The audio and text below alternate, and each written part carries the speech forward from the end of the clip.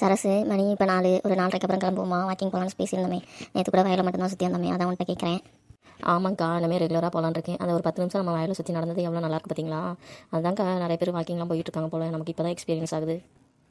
என்னக்கா சொல்கிறீங்க? வாக்கிங் போனீங்களா? எப்போ போனீங்க? என்றெல்லாம் ஒரு வார்த்தை கூட சொல்லலை. சொல்லியிருந்தா நானும் வந்திருப்பேன்க்கா. அது ஒன்றும் இல்லை மாலா, வாக்கிங் போகலான்னு முடிவு எடுத்திருந்தேன். அப்புறம் சரசிட்ட சொன்னேன் நானும் வரேன்னு சொன்னது. ஆனால் என்ன நேற்று கொஞ்சம் லேட் ஆயிடுச்சா, சரி காலைல அப்புறம் எல்லோரும் வேலை கிளம்பணும்ல, காலை டைம் அது. அதனால சும்மா பக்கத்தில் இந்த வயலில் சும்மா ஒரு 2 சுற்று மட்டும் சுற்றணும். அதை தான் இப்போ பேசிகிட்டு இருக்கோம். நீ வரீனா வாமாலா? இப்போ சாயந்தரம் தானே உனக்கு வீட்டில் எதுவும் வேலை இல்லை, நைட்டு தானே டிஃபன் செய்யணும். ஆமாங்க்கா, நம்ம நைட்டு தான் ஒரு 2 தோசை ஊற்றினா வேலை முடிச்சது. போகலாங்க்கா. எங்கே போகலாம்? பார்க் எதுவும் இருக்கா? இல்லை ரோட்டில் எதுவும் எங்காவது ஓரமாக எங்காவது போகிறோமா? எங்கே இடம் பார்த்து வச்சிங்களா? ஏன் மாலாக்கா, நீங்கள் பார்க்கில் மட்டும் தான் வாக்கிங் போவீங்களா? ரோட்லாம் போக மாட்டீங்களோ? அப்படிலாம் இல்லை சரசு, ஒரு ஓரமாக ஆள் நடமாட்டம் இல்லை, வண்டி கிண்டி வராமல் இருக்கிற இடமா இருந்தால் வாக்கிங் போகிற நல்லா இருக்குமே, அதனால் கேட்குறேன் எங்கே போகலான்ட்டு. அதுவும் சரி நம்மளா, அந்த பக்கத்தில் ஒரு பார்க்கு கூட இருக்கான், பார்க்குக்கு தான் போகலான்னு இருக்கோம். இன்றைக்கி இப்போ கிளம்புனோம்னா அப்படியே ரோட்டை ஓரமாக போயிட்டு போனோம்னா கரெக்டாக இருக்கும். இப்போ மணி 4:30 ஒரு 10 நிமிஷத்தில் கிளம்பிட்டோம்னு வச்சுக்க, இங்கேருந்து பேசிட்டு அதுக்கப்புறம் ஒரு 5 மணி போல் பார்க்க போனால் ஒரு அரை மணி நேரம் 5:30 கிளம்பிட்டோம்னு வச்சுக்க, வீட்டுக்கு 6:15 வரலாம். அப்புறம் 7 மணிலேருந்து வீட்டு வேலை பார்க்க சரியாக இருக்கும். என்ன போகலாங்களா? வீட்டில் எதுவும் சொல்லிட்டு வரீங்களா? இது எனக்கு அந்த ஒரு ஃபோனை போட்டு சொன்னால் போதும். இதுக்கு போய் வீட்டில் மறுபடியும் அலைஞ்சு சொல்லிட்டு வருவாங்களா? நான் ஃபோன் பண்ணி சொல்கிறேன் எங்கள் வீட்டில்.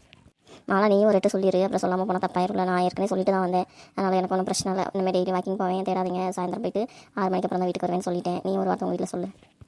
சரிங்கக்கா, அந்த ஃபோன் போட்டு நான் சொல்கிறேன்க்கா. ஹலோ அத்தை, நான் தான் மாலா பேசுகிறேன்.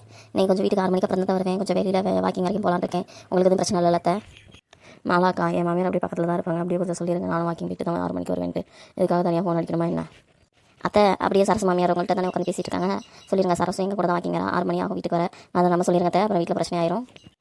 எப்படியோ 2 பேரும் சொல்ல வச்சாச்சு. சரி அது ஒன்றும் பிரச்சனை இல்லை. நான் வந்து சமைச்சிக்கிறேன், ஒன்றும் பிரச்சனை இல்லை. நீங்கள் வீட்டை மட்டும் பார்த்துங்க, வேணா டீ காப்பி ஏதாவது போட்டு கொடுங்க, அவ்வளோதான் பார்த்துக்கங்க. உங்கள்கிட்ட சொல்லாமல் எதுவும் செய்யக்கூடாது இல்லை, அதனால தான் ஃபோன் அடிச்சு சொல்கிறேன். காணும் தேடுவீங்களா? இப்படிலாம் சமாளிக்கிறது மாலாக்கா. அப்படியே எனக்கும் ஒரு 2 பிட்டை போட்டு கொடுக்கா. அத்தை, சரசும் அப்படி தான் சொல்ல சொன்னால், அவளும் வந்து சமைச்சிக்கலாம். அவங்களை சும்மா ரெஸ்ட் மட்டும் எடுக்க சொன்னால் 6 மணிக்கு வந்துடுவேன்னு சொல்ல சொன்னாங்க. அவங்க அத்திட்ட சொல்லிடுங்க. என்னம்மா 2 வீட்டுக்கு சேர்த்து சொல்லிட்டீங்களா? 2 பேசிட்டு தான் இருக்காங்களோ? ஆமாக்கா, 4 மணி ஆயிடுச்சுல. அப்புறம் இன்னுமே ஒரு 7 மணி வரைக்கும் இதே வேலை தான். ஊருக்கு கதை வளர்த்து கதை, எங்களை 2 பற்றின கதை எல்லாத்தையும் பேசிட்டு உட்காந்துருப்பாங்க. அதை அப்படி ஒரு 8 சொல்லியாச்சு. அதுக்கு சொல்கிறாங்க ஒன்றையெல்லாம் யாரும் தேட மாட்டோம் அப்படிங்கிறாங்கக்கா. அப்படியே சொன்னாங்க. அதுக்கு சொல்லாமல் இருந்திருக்கலாமோ?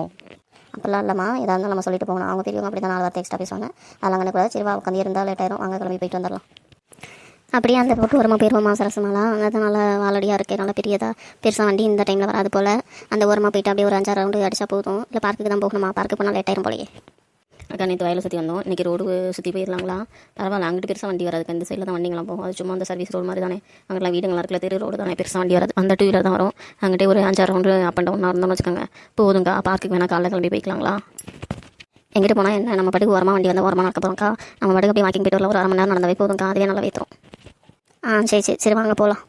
பட்டக்கா, அங்கே பாருங்கள் ஐஸ் வண்டி. ஐஸ் சாப்பிட்டுட்டு அப்புறம் வாக்கிங் போகலாங்க்கா. ஐஸை பார்க்க ஆசையாக இருக்குது. என்ன சரசு, வாக்கிங் போகிறதுக்கு முன்னாடி ஐஸ் சாப்பிட்லாங்கிற? கையில் காசு இருக்கா என்னன்னு தெரியலையே. வாக்கிங் போகிறப்ப எப்படிக்கா காசுலாம் எடுத்துகிட்டு வருவான்? என்கிட்ட ஒரு வாரம் உங்கள்கிட்ட இருக்க வாய்ப்பு இல்லை. ஆனால் ஐஸ் சாப்பிடணும் தான் இருக்குது. சரசு சொல்கிற மாதிரி வாங்க, கேட்டு பார்ப்போம். இவர் எப்பொழுதும் ஒரு சைடு வரவர் தானே. காசை பற்றி ஏன் கவலைப்படுறீங்க? நீங்கள் வாங்க, நான் ஃபோன் வச்சுருக்கேன், எல்லாம் ஜிபே பண்ணி விட்டுறலாம். சொல்லுமா, என்னம்மா, என்ன ஐஸ் வேணும் உங்களுக்கு? அண்ணாச்சி, கப் ஐஸு, கோன் ஐஸு, குச்சி ஐஸு, ஐஸ்கிரீம் இதெல்லாம் என்னென்ன இருக்குது, என்ன ஃப்ளேவர் இருக்குன்னு சொல்லுங்கள்.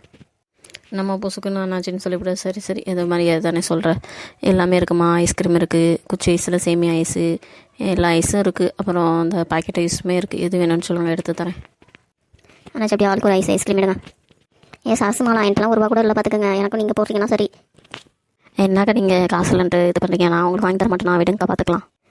அங்கிள், நீங்கள் ரெகுலராக வீட்டுக்கு ஒரு வரவங்க தானே. நாங்கள் நாளைக்கு காசு தரோம். இப்போ வாக்கிங் போகலான்னு வந்தோம். கையில் காசு இல்லை, உங்களுக்கு எந்த பிரச்சனை இல்லை அங்கிள்? என்னம்மா சொல்கிறீங்க? காசு இல்லைன்னு? நாளைக்கு இங்கிட்டு வரமாட்டேனே, அடுத்த நாள் தானே வருவேன். என்ன அங்கிள், வாரத்தில் 4 டைம் எங்கள் ஒரு சைடு பார்க்குறேன், இப்போ வரமாட்டேங்கிறீங்க. என்ன ஒரு 10-20 ரூபாயில் என்ன குறைச்சா போயிட போகிறீங்க? கொடுங்க, பார்த்துக்கலாம். சரி, நமக்கு ஐஸ் விற்க மாட்டேங்குது. இப்படியே தள்ளிட்டு போனால் தான் நமக்கு விலையாகும். சரி கொடுத்துட வேண்டியதான்.